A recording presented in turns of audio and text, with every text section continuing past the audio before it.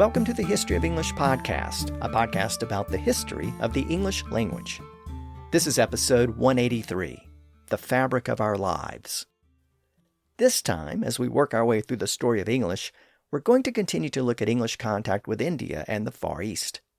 We'll explore the first formal contact between England and Japan, and we'll examine how the discovery of a certain fabric changed the course of history and shaped the modern world, for good and bad.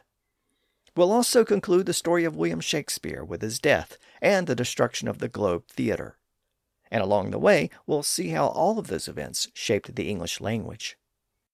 But before we begin, let me remind you that the website for the podcast is historyofenglishpodcast.com, and you can sign up to support the podcast and get bonus episodes at patreon.com/historyoфenglish.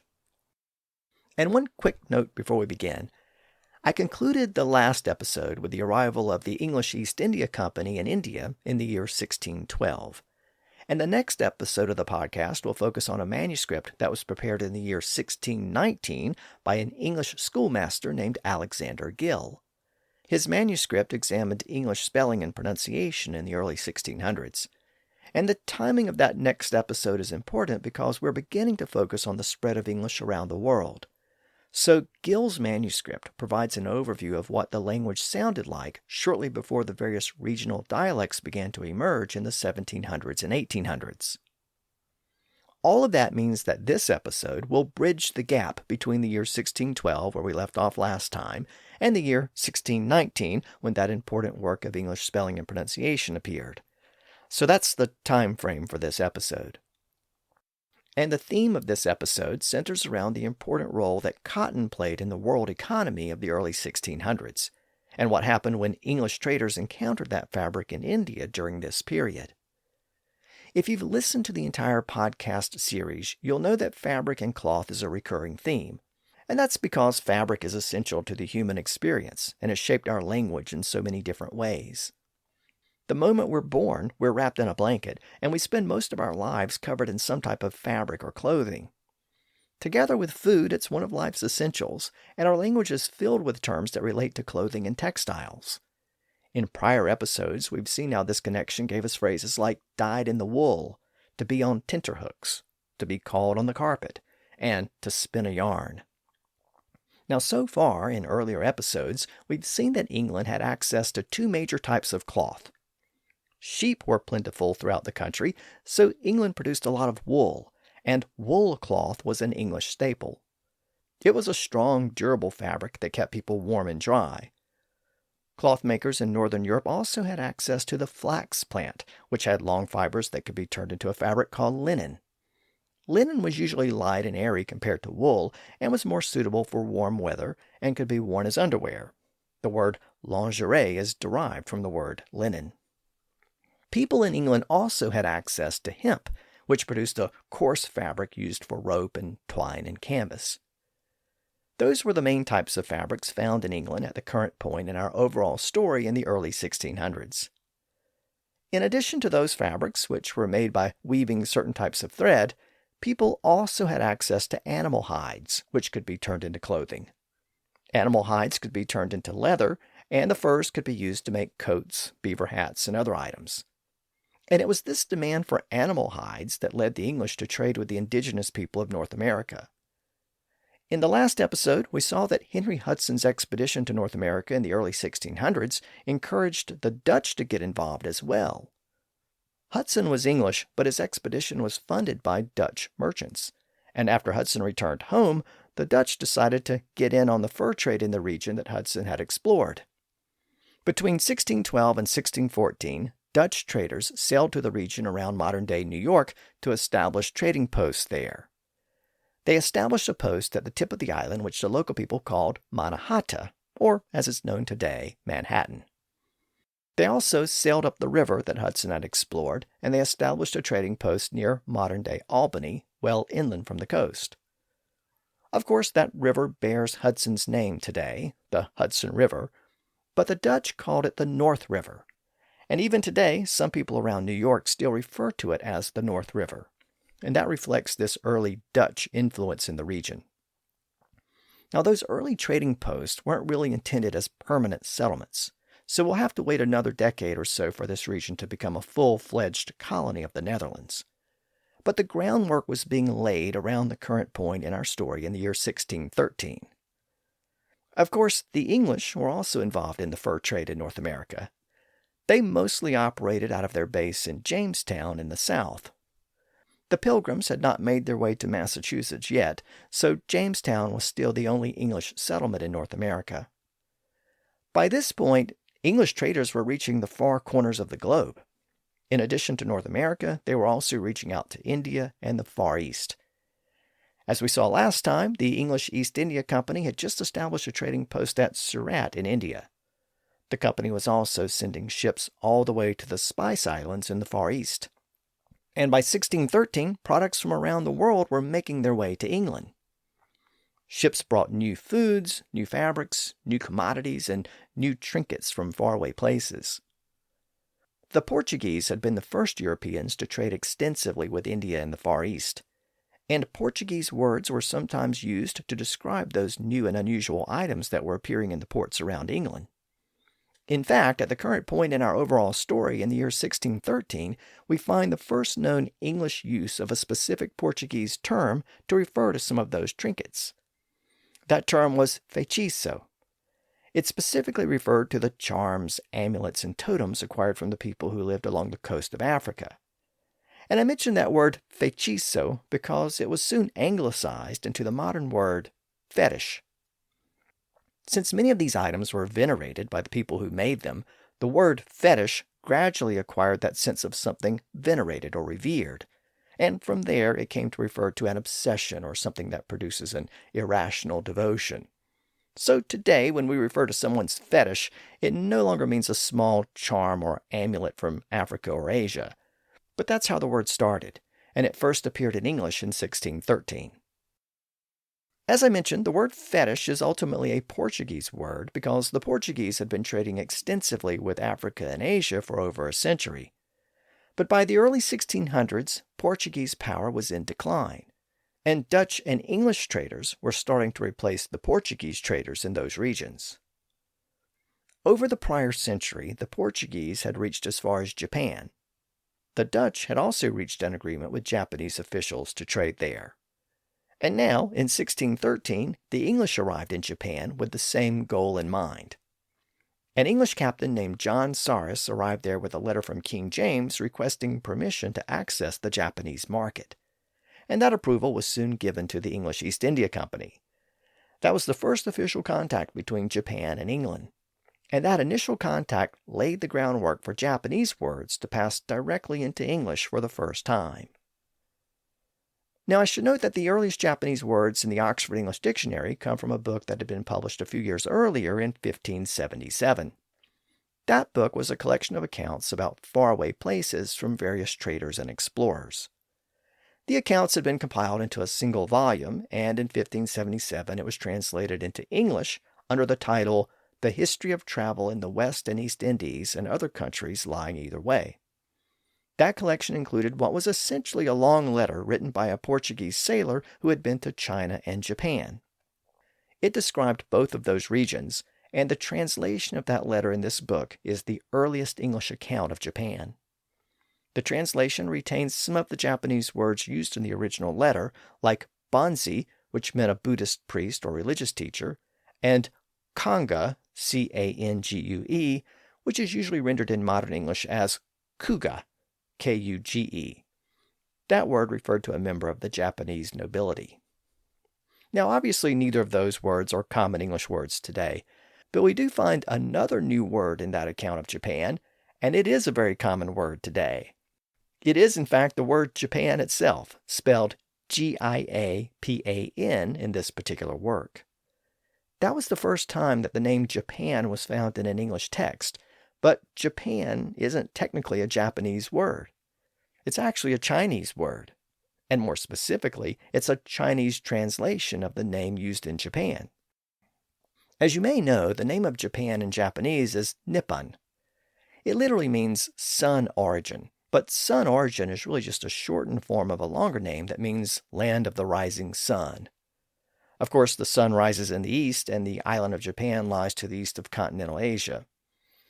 Well, the Chinese took that Japanese name and translated it into Chinese as Jiepun, which again meant sun origin in Chinese. So it was a direct translation of the Japanese name.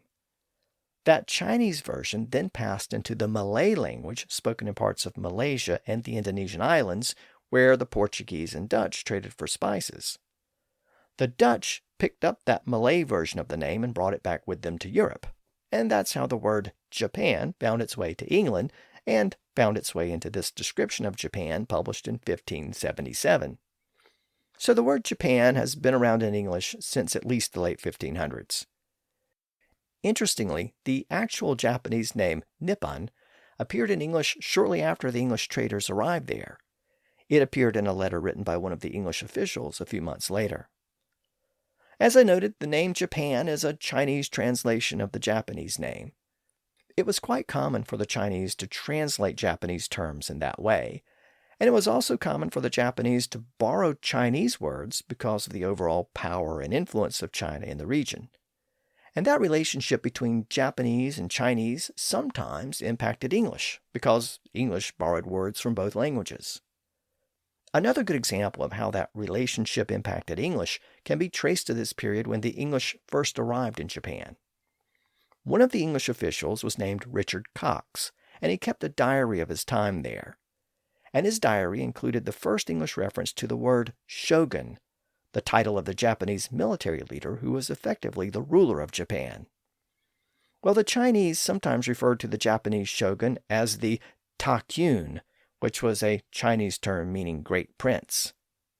The Japanese actually adopted that term as well, and within Japanese it became tycoon, originally spelled in English Taikun. But today that word has a slightly different spelling, Tycoon. And of course, in modern English, we use the word tycoon to refer to a powerful business leader. But it's actually a Japanese synonym for shogun. By the way, the word tycoon didn't appear in English until the mid-1800s, so that was a couple of centuries after the word shogun appeared. But again, shogun and tycoon once meant the same thing. Also, the evolution of the word tycoon from a Japanese ruler to a powerful business person is similar to the development of a word we examined in the last episode. That was the word mogul. You might remember that the word mogul originally referred to the powerful rulers of India, but over time it acquired the meaning of a powerful business leader. So today, the words tycoon and mogul have similar meanings within English, even though one originally referred to a Japanese ruler and the other originally referred to an Indian ruler. Now, speaking of India, we saw in the last episode that English traders arrived there first in the year 1612. That was the year before they arrived in Japan. And that proved to be good timing because the Japanese weren't all that interested in the goods that the English were trying to trade. But they were interested in something that was made in India. So India actually provided an important trading link between England and Japan. So let me explain what I mean. The Japanese weren't all that interested in English wool or linen, but there was a type of fabric produced in India that they loved. That fabric was cotton. Since the English now had a trading post in India, that meant that they could buy cotton fabric in India and then take it with them to Japan to trade there. In fact, that diary maintained by Richard Cox, which contained that first English use of the word shogun, also made numerous references to various types of cotton fabric made in India. The fabric was often used as gifts for Japanese officials. It actually contains the first English reference to cummerbunds. A cummerbund was a type of sash worn around the waist and was often made with Indian cotton. It's a Hindi and Urdu word. Interestingly, in modern English, especially in North America, it's often pronounced as cumber with a B sound in the middle, so cummerbund, even though the traditional form of the word doesn't have a B sound there. It's cummerbund. But even Richard Cox put a B in there when he spelled the word in his diary. So English speakers have been adding a B sound for a long time. They may have been influenced by words like cumbersome and cucumber. Cox's diary also makes reference to a cotton fabric called chint and pintado. Those terms referred to brightly colored fabrics made out of cotton, and they were unique to India. Nowhere else produced anything quite like them. Their popularity in Japan is revealed by another employee of the English East India Company named Richard Wickham. He worked in Japan during this period, and he wrote a letter about the challenges of trading there. He wrote that the Japanese buyers didn't seem to have much of an interest in English goods at first, but there was a product that they did like. He wrote that the local Japanese merchants, quote, buy those commodities that are most rare and at the time when they are most dearest. So likewise do they inquire after all sorts of new stuff fantastically painted or striped, such as are not usually brought hither. End quote. Now, that new stuff fantastically painted or striped was a reference to that brightly colored fabric from India. That cloth wasn't just popular in Japan, it was popular throughout Asia and Africa. In fact, it was in such high demand that it was almost a type of international currency. Traders throughout the East Indies preferred cotton cloth as payment for their spices.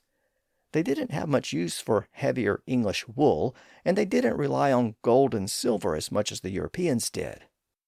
That was part of the reason why the English and the Dutch were so eager to establish trading bases in India. They could buy the cotton fabrics there and then take them on to East Asia or Africa and use them to barter for goods in those regions. So why was Indian cotton such a big deal? And how did it shape the English language? Well, let me begin with a quick linguistic note about the pronunciation of cotton. As you may have noticed, I pronounce the word in the typical American way by dropping the T sound in the middle. So cotton instead of cotton. Of course, that pronunciation isn't limited to North America. It can be found in other English dialects as well. In fact, the pronunciation of the T sound in the middle of words is subject to quite a bit of variation within English. As I've noted before, the so-called medial T's are sometimes pronounced as a D sound in American English and some other dialects. So, butter and later become butter and later. That usually happens when the word ends in ER. And sometimes the T sound in the middle is dropped altogether in words like cotton and satin and Latin and so on. That usually happens when the word ends in an N sound. That dropped T is sometimes called a glottal stop. Interestingly, in some dialects of British English, especially around London, we can find these same types of pronunciations in reverse. As I noted, the way that medial T is pronounced in American English usually depends on the sound that follows it, so it often becomes a D sound when followed by As I just noted, butter becomes butter, and later becomes later, and water becomes water, and so on. But in some British dialects, that other change happens. In those words, instead of pronouncing the T as a D sound, the T is dropped and becomes a glottal stop. So butter doesn't become butter, it becomes butter. And water doesn't become water, it becomes water. Now, I mention all this because the word cotton is going to come up a lot in this episode, and I wanted to acknowledge that the pronunciation of that word varies within English. But I also wanted to mention it because the variations I just described apparently began to occur in the 1800s, a couple of centuries beyond where we currently are in the story of English. There's no evidence of those pronunciation differences in the 1600s. It appears that most people pronounced the T in the middle of a word as a T, so cotton, satin, Latin, water, and so on. But as the pronunciation differences emerged in later centuries, those differences became a quick and easy marker of different English dialects. So we'll keep an eye on that change as we move forward. So having made that note about the pronunciation of the word cotton, let's consider that basic question about the popularity of cotton in Asia and Africa and why it was in such high demand in the early 1600s. The simple answer is that the cotton fabrics that were being produced in India were unlike any other fabrics produced in the world at the time, and no one else seemed to be able to replicate that cloth. Everyone wanted it, and India appeared to have a monopoly on it. Now, cotton grows naturally in very warm climates around the world, typically very close to the equator. Most traditional forms of cotton are sensitive to frost.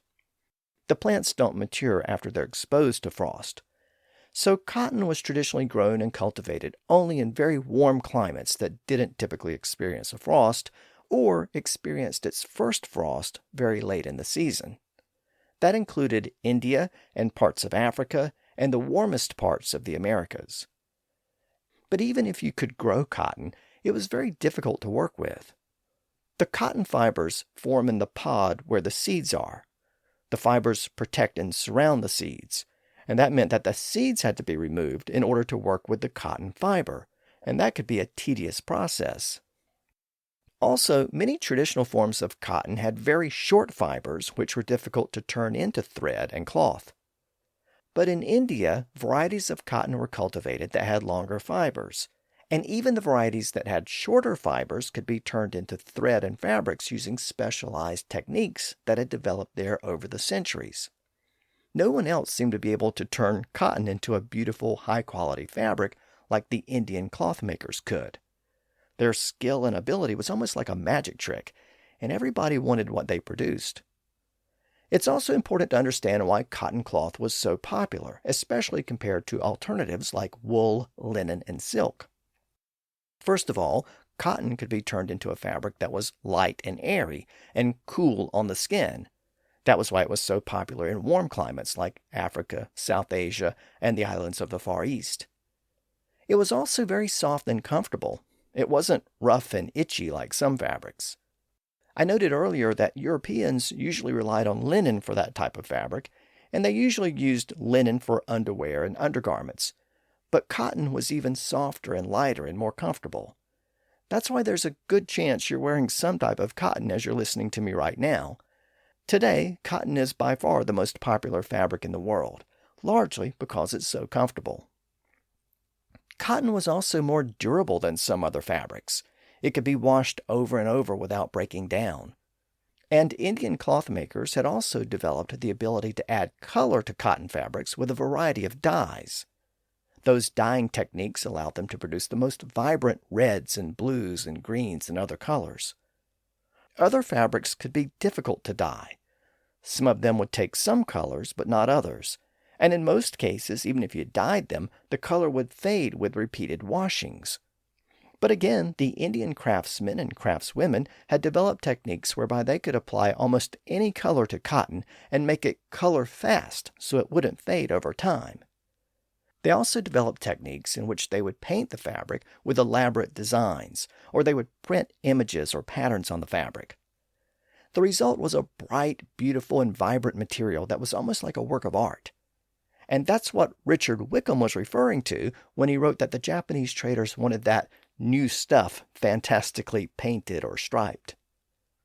Throughout Asia and Africa, cotton cloth was used as shirts, dresses, robes, turbans, sashes, body wraps, curtains, floor spreads, room dividers, you name it. If people could find a use for it, they did. By the way, Chinese silk had some of the same advantages as cotton. It could also be light and comfortable, but it was incredibly expensive compared to cotton. Only the wealthy could afford silk, or were even permitted to wear silk under some local laws. But cotton was cheap by comparison, and it didn't have the same kind of restrictions under the law. Now, speaking of silk versus cotton, that was part of the reason why cotton fabrics were so popular in the Middle East and North Africa. Islam prohibited the wearing of pure silk, so cotton was the popular alternative in the Muslim world. Cotton fabrics and the ability to make cotton fabrics spread westward with the expansion of Islam during the early Middle Ages in Europe. That expansion included Spain during the period when it was under Muslim rule, and that's how the word cotton made its way into English. Cotton is ultimately an Arabic word. It passed from southern Spain and Italy to northern Europe during the Middle Ages. The prominent use of cotton in the Arab world explains why several types of cotton fabrics have names associated with that part of the world. One type of loosely woven cotton fabric was made in Gaza in the eastern Mediterranean. That type of fabric became known as gauze, G-A-U-Z-E, from the name of Gaza. Today we might use gauze for bandages and medical wrappings, but it once had a much broader use. Another type of delicately woven cotton fabric was made in Mosul in modern-day Iraq. And that type of delicate fabric became known as muslin from the name of Mosul. Now I should note that some sources attribute that name to a different city in India, but most sources seem to go with Mosul. Though muslin was once considered to be very luxurious and expensive, it became more commonplace over time, and today it's used for things like curtains, bed sheets, quilts, and other common items. Cotton and silk fabrics were often sold in Damascus in Syria. That city was a popular trading center, and one particular type of fabric sold there came to be known as damask, based on the name of Damascus. That term is still used today to refer to a specific type of fabric weave. The town of Fustat in Egypt was another important trading center.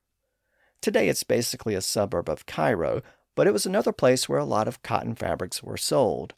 And some scholars think that Fustat is the source of another type of cotton fabric called fustian. There is some dispute about the source of that name, but that's one popular theory. And fustian was the first type of cotton fabric to become well known in Northern Europe. A moment ago, I mentioned that the Arabic word cotton had made its way to Northern Europe in the Middle Ages. By the early 1400s, the word was being used in English, but it wasn't generally used to refer to cloth. The earliest uses show that cotton was used as wicks in candles. It was also used in its unprocessed form as stuffing or padding in blankets and mattresses and other items. But the English didn't weave it into a fine and delicate cloth like was made in India. The only type of cotton fabric that was made in Northern Europe was that fabric called fustian. In order to understand the role of fustian at the time, we have to consider the fact that English weavers struggled with cotton thread. As I noted earlier, they had a problem figuring out how to turn the short fibers into a strong thread, specifically what weavers call a warp thread. Now, as a child, you may have made a pot holder or something similar using a simple square loom and some yarn. You probably stretched the yarn from one side to the other horizontally, and then you took some separate strands of yarn and wove them vertically through the initial strands, going up and down, over and under those initial strands. Well, that's basically the way cloth is made, using various types of thread. Those initial strands form the framework or skeleton of the cloth, and those threads have to be really strong so they don't break. They are called the warp threads. The threads that are woven through the warp threads are called the weft threads, from the same root as the word weave, because that's what you do with them. You weave them through the warp threads. Those weft threads form the skin of the cloth, and they can be thinner and finer than the warp threads. Well, since warp threads have to be strong, they're often twisted harder and tighter than the weft threads. And this is actually where our modern word warp comes from. It comes from the sense of tightly twisted threads. If something is warped, it's twisted or bent out of shape. And if you have a warped sense of humor, it's twisted and odd. Again, this comes from the tightly twisted thread used as warp thread. And this is where the English and other Northern Europeans ran into a problem with cotton. They could spin it into a thread that could be used as weft, but they couldn't figure out how to spin it into a very tight thread that was strong enough to serve as warp. So what they did is they used their normal linen thread as the warp thread, and then they would weave cotton thread through it. The result was that fabric called fustian. It was a blended fabric made of linen and cotton.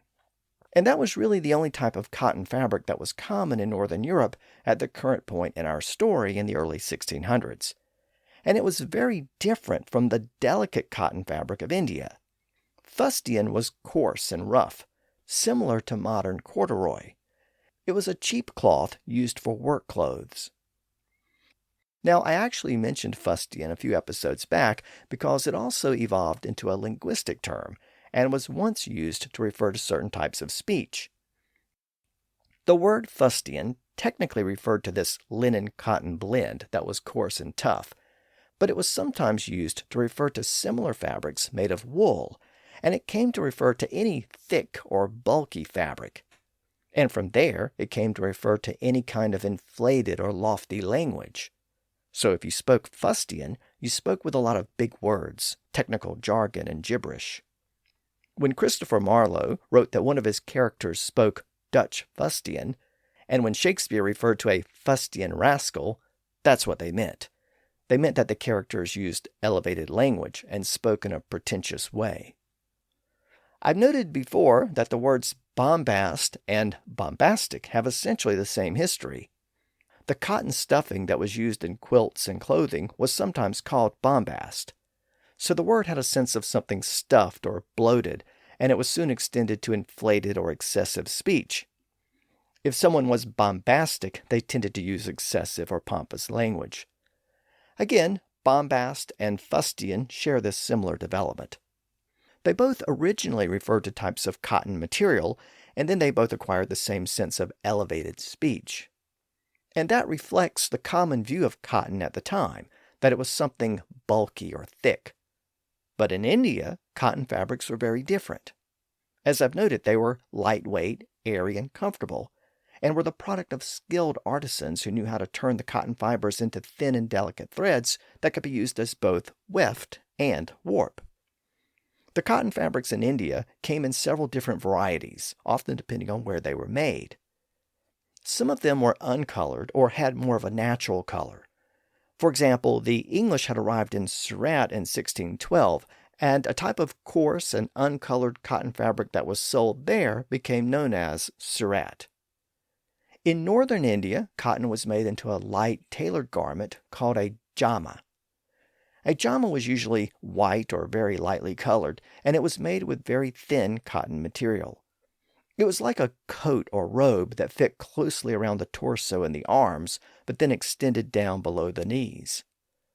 Well, this light material was later turned into a covering specifically for the legs. The word for leg or foot in Hindi and Urdu was paya, or some variation of that word. And this specific garment or jama that covered the legs became known as a pajama, literally a leg garment or leg covering. In later centuries, the English traders in India found this garment to be so comfortable that they often wore it to bed. And when they took the garment back to England and North America, it became known as pajamas. So the word pajamas is ultimately a word from India and South Asia, and in fact it may have even been derived from a Persian version of the same root words. But it all began as a type of light, uncolored cotton fabric. Another type of naturally colored cotton fabric resembled the light brown color of sand. The word khaki meant dusty or dust-colored or earth-colored in Hindi. The material was later adopted by the British for military uniforms in India, and the word passed into English as khaki. Today, the word refers to any fabric of that color, or to that color in general. And at least in American English, the word khakis is used to refer to pants or trousers of that color, again, usually made from cotton. Now sometimes the weavers would combine a dyed or colored thread with a white thread to create a fabric with a striped pattern. That type of cloth was made in India and Malaysia, and it became known by the Malay word gingan, which meant striped cotton. The word ultimately passed into English as gingham, and it has come to refer to a similar type of fabric with a checkered pattern rather than a striped pattern. The word is first recorded in English around the current point in our overall story in the year 1615. Now, speaking of striped cotton, another type of cotton fabric produced in India was made in a way so that some of the threads would gather or bunch together. It gave the fabric a wrinkled appearance and was often produced with a striped pattern. People in India and Persia loved it because the uneven nature of the fabric meant that it didn't stick to their skin if it was really hot and they were sweating. Since the fabric consisted of a gritty texture on top of a soft, smooth texture, the Persians called it milk and sugar because milk is soft and smooth and sugar is gritty, so that combination resembled the fabric. In Persian, the term for milk and sugar was shiro shakar. That Persian term for this type of striped cloth was then borrowed into Hindi, where it was called seersucker. And the English took that term and anglicized it to seersucker. Seersucker is still worn to this day. In fact, in the U.S., seersucker suits are often associated with the South for the same reason that seersucker was popular in India and Persia, because it's comfortable even in very hot weather. Another type of cotton fabric was produced in the city of Dungri, which is located just south of Surat on the western coast of India. So it was relatively near that first trading post established by the East India Company in 1612. The cotton fabric produced there was a coarse fabric that was sometimes made with thread that had been dyed blue. In the same way that the English referred to the cotton sold in Surat as Surat cloth, they referred to the fabric sold in Dungri as Dungri cloth. And over time, within English, that word came to be pronounced as dungaree. The word is first recorded in English around the current point in our overall story in 1613. Today, it refers to a particular type of work clothing, and in the U.S., dungarees is sometimes used as a synonym for blue jeans or denim pants. And speaking of blue jeans and denim, those terms are also based on the name of cities where a similar type of cotton fabric was made. As knowledge of the cotton fabric spread into southern Europe, people there started to make a type of cotton cloth that was similar to dungaree.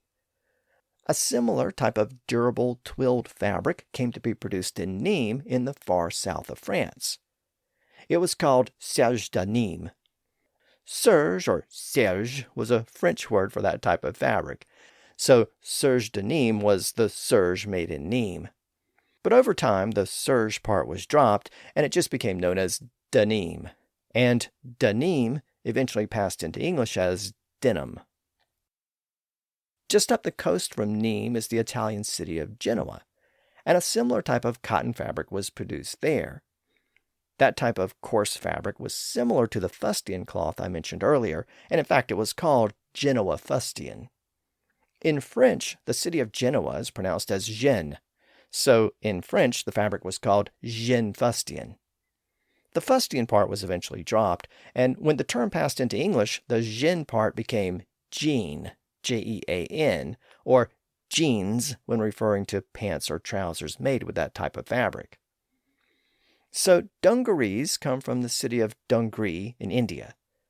Denim comes from the city of Nîmes in France. And jeans comes from the city of Genoa in Italy. All are based on place names where similar types of coarse cotton fabric were produced in the 1500s and 1600s. Those are just a few examples of cotton fabrics that were being produced in India or the region around the Mediterranean. They were all popular, but they weren't the ones that were in the highest demand. The most sought-after cottons were the painted ones I mentioned earlier. They were thin, lightweight cotton fabrics with elaborate images or designs painted on them, or stamped on them with a technique that ensured that the images were permanent and didn't fade. Those brightly colored fabrics were the ones that traders throughout Asia and Africa wanted, and as I noted earlier, they were so popular that they were almost a type of currency in those regions. They were used for clothing, curtains, tablecloths, bedspreads, room dividers, wall hangings, and a variety of other uses. The Portuguese had encountered those painted fabrics in the 1500s, and they had been the first to introduce them to Europe. The Portuguese word for painted was pintado, and that was what the Portuguese called those lightweight painted fabrics. The word appears a few times in English documents in the late 1500s and early 1600s, and I noted earlier that Richard Cox had used that term in his diary that he kept while he was in Japan. He noted that pintados were given to Japanese officials as gifts. For the most part, those painted fabrics were found in India and parts of Asia, Africa, and southern Europe. A few pieces of the fabric may have made their way to England by this point, but generally speaking, the fabric wasn't generally available to English consumers. Though the Portuguese had introduced the term pintado to Europe, within India itself the decorated fabrics were called chint. That term was also used in Richard Cox's diary, and that was the term that the English traders picked up and took back to England. The English started using the term in the plural as chints, C-H-I-N-T-S, and eventually chintz, spelled C-H-I-N-T-Z, became the generic term for that type of colorful Indian fabric. Now, to give away part of this story, the English were fascinated by chintz fabric, but they couldn't make it themselves. Remember, they didn't know how to spin cotton into a delicate thread that was strong enough to serve as the warp thread. But advances in technology allowed them to figure out a method to do that in the late 1700s. And after that, the British factories produced lots of chintz. At that point, it became a cheap, low-quality material that was easy to obtain. And that sense of something cheap and a bit gaudy led to the word chintzy, which is still in use today. But that was a much later development. In the early 1600s, most chintz had to be imported from South Asia, so it was both exotic and in very high demand. Now, after English and Dutch traders arrived in India, they realized that the consumers back home in Northern Europe didn't have anything like chintz. The fabric had all of the advantages of light cotton fabric. It was thin, it was airy and cool, it was comfortable. The designs on the fabric were like artwork.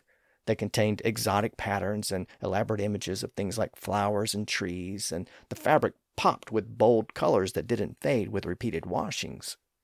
So people at every level of society wanted it, and most could afford to buy it. European demand for the fabric exploded over the course of the 1600s, and the Dutch and English East India companies began importing as much of the fabric as they could to satisfy the demand. Since England now had a foothold in India, it was much easier to import the cloth from there. So for the first time in England, cotton began to compete with wool and linen. By the end of the 1600s, cotton fabric from India accounted for about 3/4 of the cargo brought back to England by the ships of the East India Company. About 1 million pieces were brought back to England each year. And that wasn't the only thing that was being brought to England from India. Words were also starting to make their way to Britain.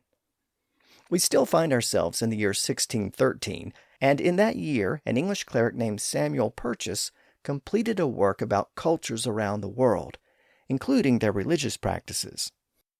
It wasn't based on his own personal experiences, though.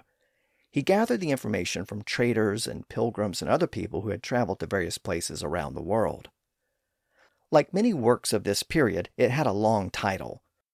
It was called Purchas His Pilgrimage, or Relations of the World and the Religions Observed in All Ages and Places Discovered, from the Creation unto this present. Now, this is the book that contained the first use of the word fetish in English, which I mentioned at the beginning of this episode. Remember that it originally referred to various charms and amulets found in places like West Africa. But it wasn't just the word fetish that was recorded for the first time in the book.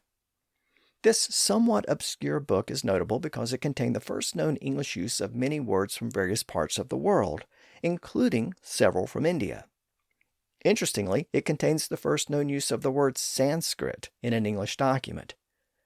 We're at a point where English scholars were starting to get their first knowledge of the ancient Indian language and its importance to Indian law and religion. Of course, at the time, there was no knowledge that Sanskrit and English were actually related, both being descended from the original Indo-European language spoken several thousand years earlier. That knowledge came later. The book also contains the first English use of the word guru, meaning a Hindu teacher or priest. The word guru gained popularity in English in the 1960s with the increased interest in Indian religion and spiritualism that occurred during that decade. The word yogi, meaning someone who practices or teaches yoga, is also recorded for the first time in the book. The book refers to Indian merchants as camel men, and it contains the first known English reference to a pariah, which was a member of a low caste in the highly structured caste system in India. Within English, it came to refer to someone who is shunned or despised, or someone who is an outcast. So if you refer to someone today as a pariah, it's ultimately a Tamil word from southern India and refers to the Indian caste system. Beyond India, the book also contains initial references to other places. We find the first English use of place names like Cambodia, Nicaragua, and Jamaica. It gives us the first English use of the word Sahara for the large desert in northern Africa. Given the first appearance of Sahara, maybe it isn't surprising that we also find the first English use of the word oasis. The words mullah and caliphate also make their first English appearance in the book. The references aren't just to Asia and Africa, though. The book also contains the first English reference to a moose found in northern parts of North America. It also contains the first reference to Batman, B-A-T-M-A-N. Well, it wasn't a reference to the superhero, it was the word Batman, a unit of weight used in some parts of Eastern Europe. If you and a friend ever take turns doing something, you should know that the phrase, to take turns, is recorded for the first time in the book. And if you describe something as being beyond all description, the phrase beyond all description is also found here for the first time. And if you do something on your own terms, that phrase is also recorded here for the first time. If you slept out in the open at night, it was once common to say that you slept at the sign of the moon. That phrase is derived from a French phrase, but is first recorded in English in this book. So this somewhat obscure book about travels around the world contains a lot of new words and phrases, or at least words and phrases not found in English prior to 1613. That was partly because English speakers were coming into contact with new cultures and learning more and more about life in distant places around the world. Now, since we've brought the story back to England, let's take a look at what was happening there at this time, specifically in the year 1613. It was during this year that the daughter of King James married a nobleman from the region of modern-day Germany. James's daughter was named Elizabeth, and her new husband was Frederick V from a region called the Palatinate. Modern Germany didn't exist yet. The region was still a collection of various territories and provinces and city-states which were part of the larger Holy Roman Empire, and Frederick was from one of those regions. Now, this marriage is notable because a major war was about to break out in Central Europe. The war came to be known as the 30 Years' War, and Frederick played an important role in the early stages of that war. But I'll deal with those developments in an upcoming episode. The other reason why Elizabeth's marriage to Frederick is notable is because their direct descendants are the current royal family of the United Kingdom. Somewhere along the way, you may have heard that the British royal family are actually of German descent. Well, that's actually true thanks to Elizabeth's marriage to Frederick V. When the main line of Stuart kings and queens came to an end in the early 1700s, Elizabeth and Frederick's grandson was brought over from Germany. His name was George, and he became George I. He was from the German house of Hanover, and he therefore became the first Hanoverian king of England. And all of the subsequent kings and queens of Great Britain were descended from him, including the current king, Charles III. So all of the British monarchs since 1714 have been direct descendants of Elizabeth and Frederick. And that's why I wanted to make this note of their marriage in 1613. Now, about 4 months after that marriage, another important development took place in England. In June of 1613, a Shakespeare play called Henry VIII was performed at the Globe Theatre. This particular play was one of Shakespeare's final plays, and was the last of his history plays.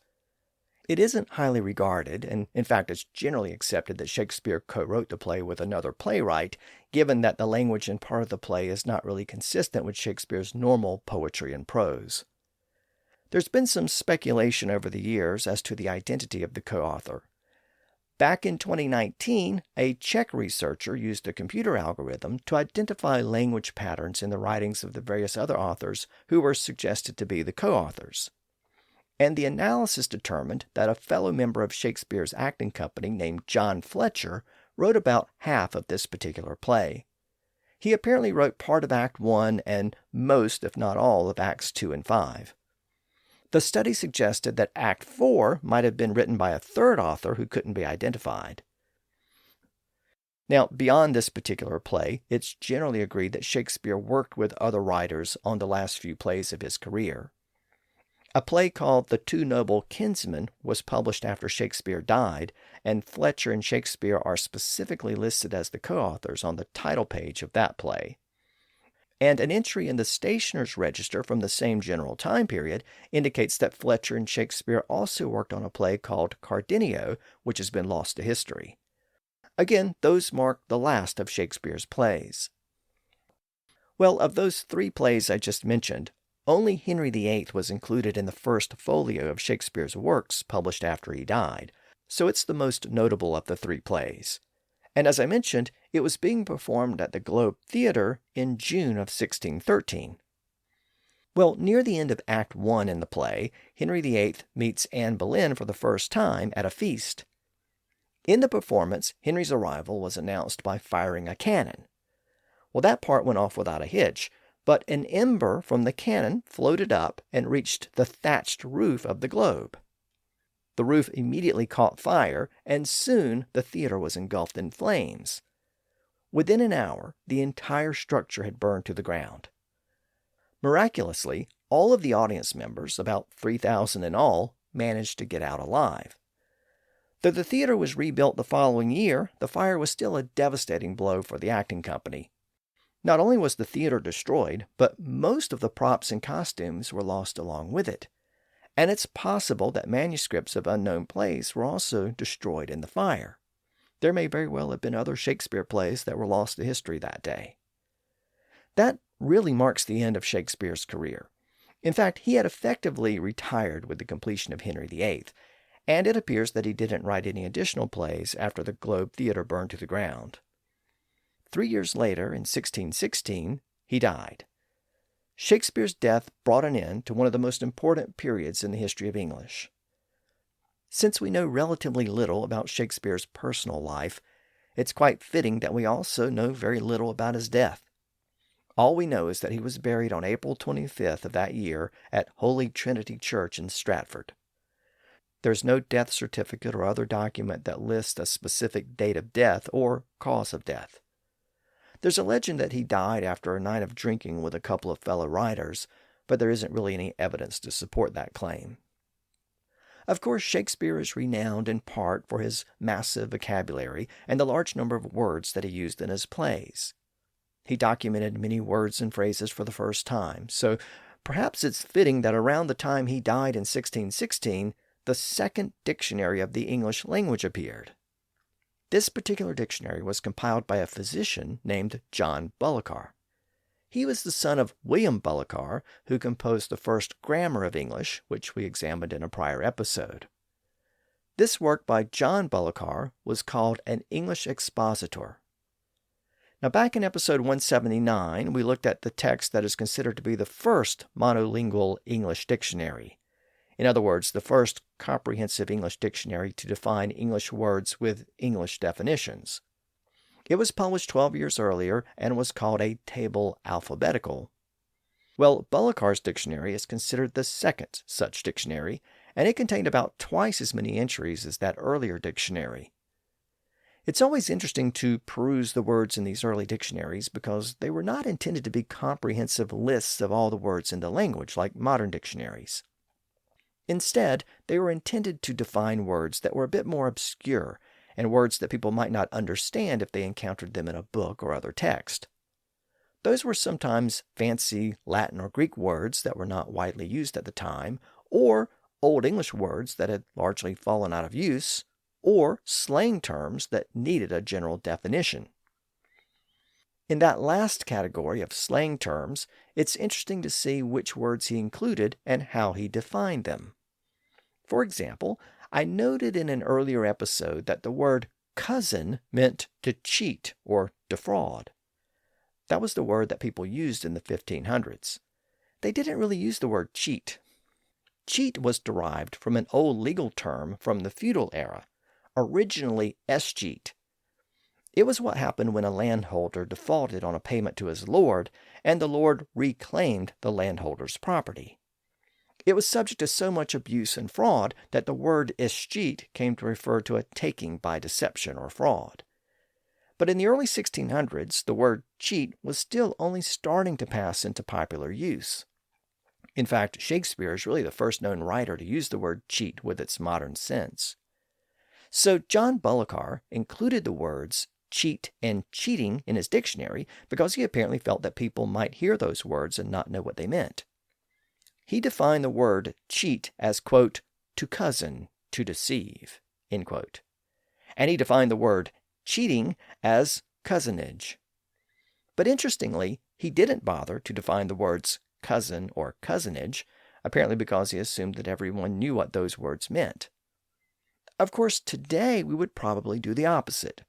If we were compiling a dictionary of hard or obscure English words, we wouldn't include the word cheat because it's so common in the language, but we might include that old word cousin since it's old and not really used anymore. So we would include cousin and define it as to cheat, whereas Bullockar did the opposite. He included cheat and defined it as to cousin.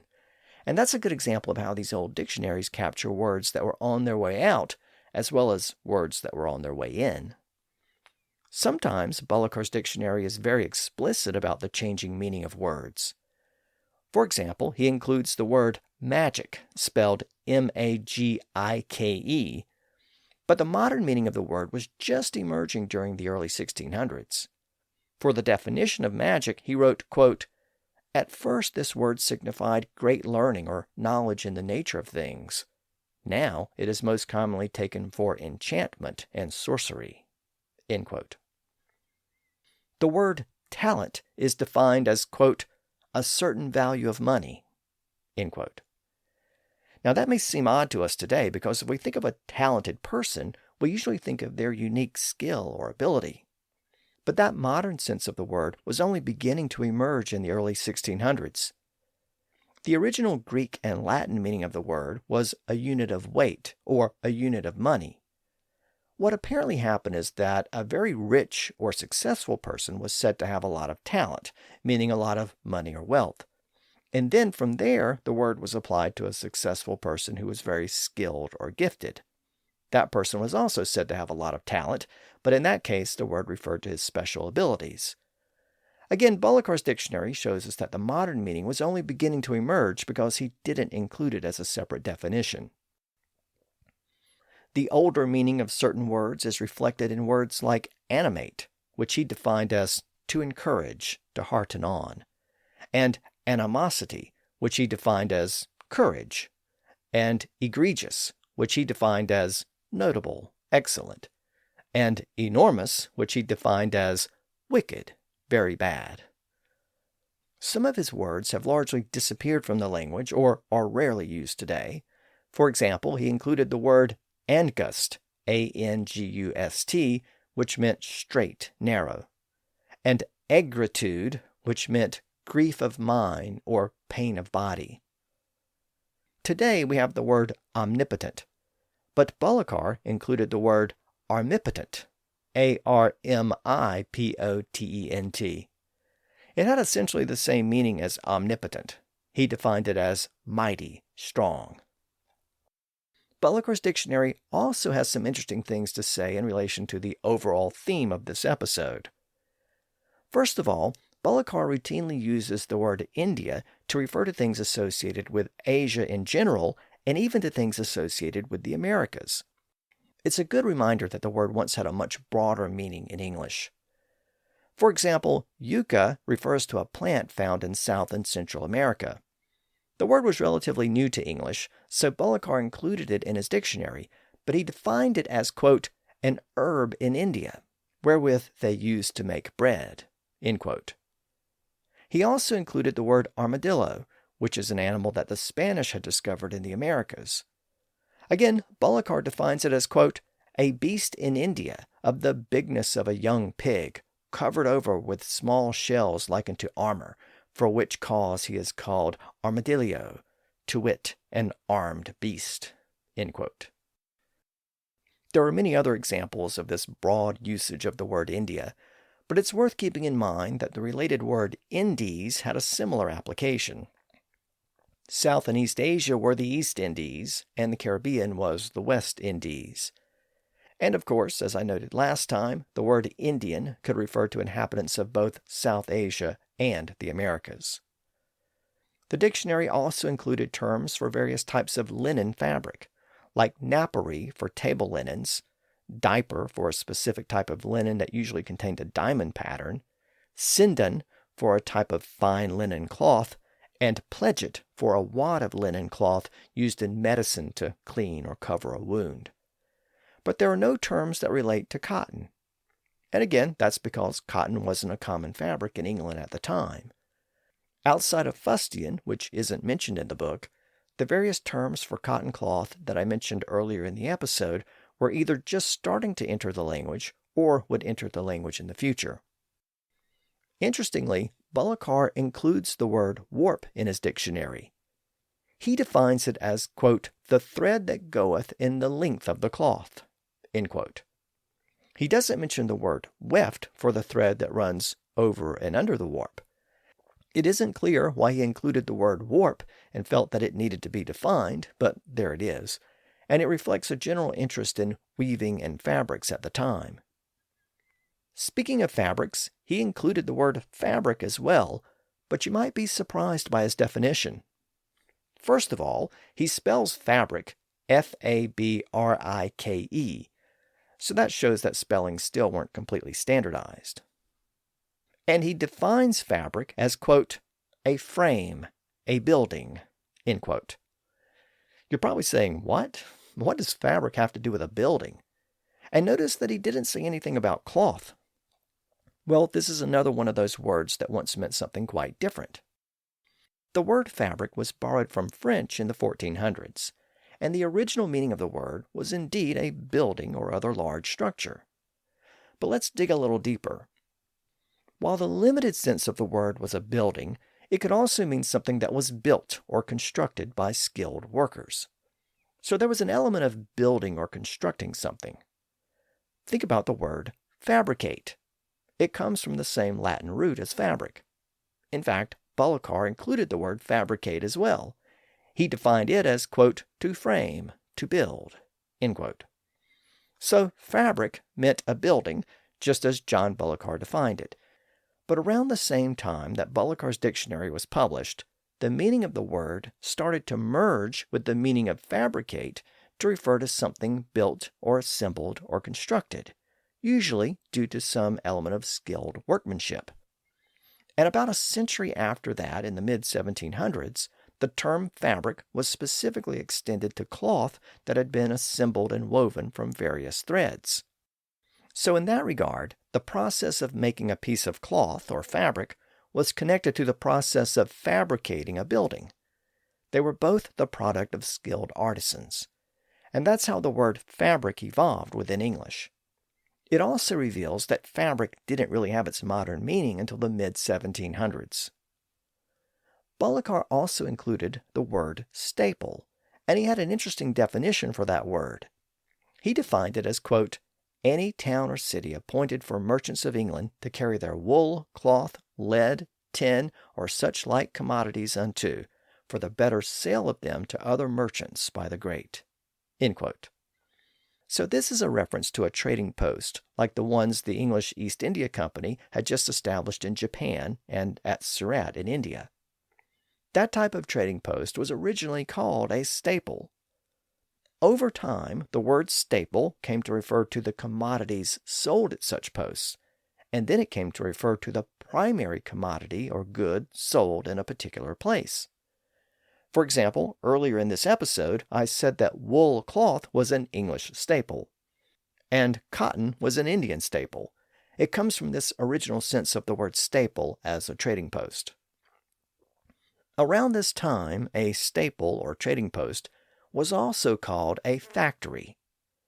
Again, this was an earlier meaning of the word factory before it came to mean a place where things are made or assembled. The original sense of factory comes from the term used to refer to a trader or merchant at one of those trading posts. Those people were factors. A factor was an agent who bought or sold goods for someone else, or in this case, bought or sold goods for the East India Company. Bullockar included the word factor in his dictionary. He defined it as, quote, he that buyeth and selleth for a merchant, or that looketh to his business, end quote. Over time, the place where the factor conducted his business came to be called a factory, and that's why those trading posts or staples were also called factories. Now, the word factor was borrowed from French, where it really had two meanings. It had this original English meaning of an agent who buys or sells goods, but it also had a separate meaning as someone who makes or creates something. That secondary sense of factor survives in a term like manufacture, which literally means to make by hand. It was that secondary sense that later became the more common meaning in English and overtook the original English meaning of a trading post. That modern sense of the word factory as a place where goods are made or assembled first appeared in English around the current point in our overall story in the second decade of the 1600s. Again, John Bullock's dictionary was published in the year 1616, the same year that William Shakespeare died.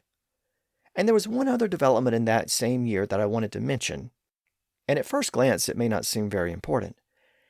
In that year, the English seized a tiny island called Run in the Spice Islands of modern-day Indonesia.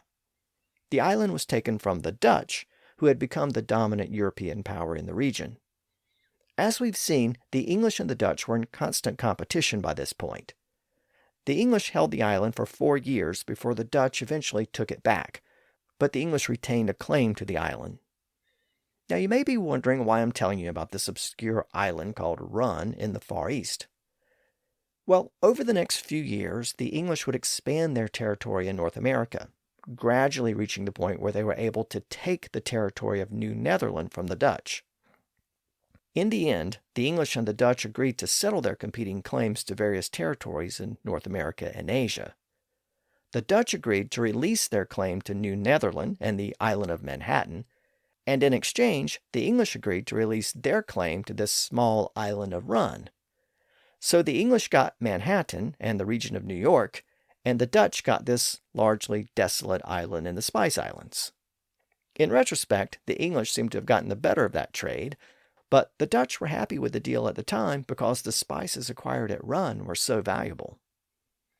Now, I told you about that little island of Run because it's a good example of how a seemingly minor and obscure event in history can have very important long-term consequences. It also brings us back to North America, where we began this episode. And it's here that we find the final important development of this episode. In the year 1619, an English privateer ship sailing under the Dutch flag arrived in Virginia with cargo to sell to the settlers at Jamestown. That cargo included people. The Portuguese were actively involved in the transatlantic slave trade, and several months earlier, the Portuguese had acquired about 20 slaves from West Africa. They were placed on a ship headed for South America, but the English intercepted the Portuguese ship, and the English took possession of the Africans. The captain decided to head to Virginia, where he thought he might be able to sell the captives as slaves or indentured servants.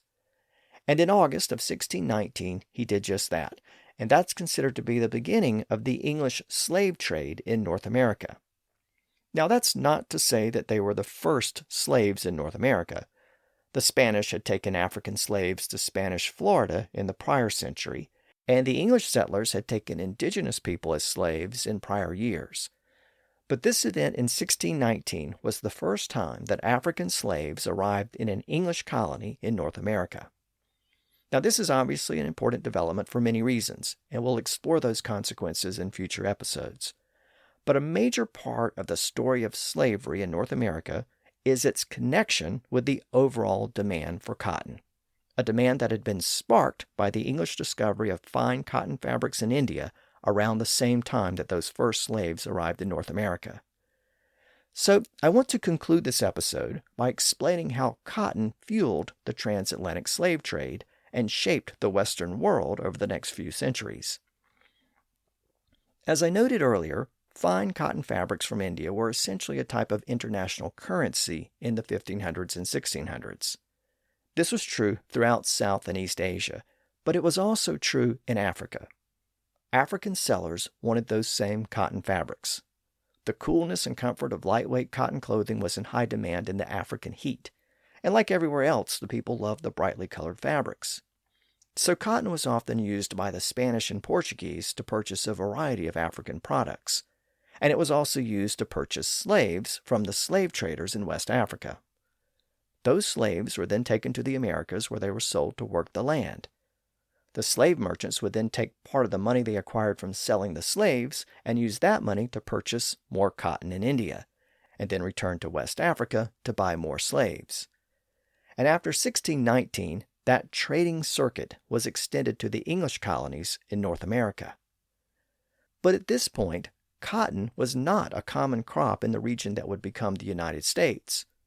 The dominant crop in Virginia was tobacco, and later rice would become common in the colonies further south. Since cotton required a frost-free environment to mature, it was difficult to grow in most of the region, and slavery wasn't the major institution that it would become later. Initially, the English colonies relied more on indentured servants than African slaves. Though slavery expanded over the next century and a half, the overall number of slaves was relatively small compared to later centuries. What triggered the increase in slavery was cotton, specifically two developments in the late 1700s. The first development occurred in England. Remember that the English and most other Europeans struggled to make lightweight cotton cloth. They couldn't make cotton thread that was strong enough to be used as warp thread. But in the mid to late 1700s, a series of inventions in Britain made it possible to turn cotton into warp. It took mechanical devices to mimic what Indian artisans had been doing for centuries. But once the machines were in place, it was a game changer, and it literally changed the course of history. England soon built large factories to produce cotton cloth. Of course, the word factory had fully acquired its modern sense by then. Many of those factories were built in northern England and Scotland, and those cotton factories were really the beginning of what we know today as the Industrial Revolution. It was a revolution spurred in large part by the desire to produce cheap cotton that was comparable to the types that had to be imported from India. With those factories, the English now needed large amounts of cotton to be turned into cloth. But again, it was difficult to grow cotton in the new United States. Outside of Florida and some of the other coastal regions of the South, it wasn't really possible to produce large amounts of cotton. But then the second development occurred. In the early 1800s, Americans came across a type of cotton near Mexico City that ripened earlier than most other varieties. In fact, it ripened so early that it could avoid the late frost that occurred in most of the southern U.S. So this new variety of cotton from Mexico was brought to the southern states, and it flourished there. The only problem with that new variety is that the seeds were hard to remove. But Eli Whitney's cotton gin had just been invented, and it provided a mechanical way to remove the seeds. So for the first time, American cotton could now satisfy the demands of the English cotton mills.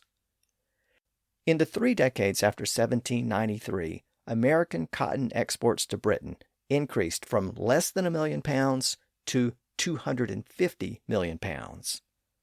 To cultivate all of that cotton, states in the southern U.S. relied largely on slave labor. So as the production of cotton exploded in the U.S., so did the institution of slavery. The demand for more and more land to grow cotton led to conflicts between the northern and southern states as the country expanded westward. And of course, all of that ultimately culminated in the American Civil War. So the Industrial Revolution, the transatlantic slave trade, and the American Civil War were all fueled by cotton. Or more specifically, they were fueled by the demand for cotton and the desire to satisfy that demand and to profit from it. Those events allowed Britain to produce lots of cheap factory-made cotton fabrics.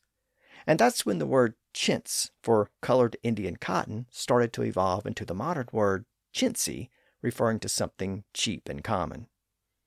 Along the way, cotton replaced other fabrics and gradually emerged as the most popular fabric in the world. It replaced linen for most shirts and other common clothing. In fact, we use terms like bed linens and table linens, which refers to the fact that those items were traditionally made out of linen.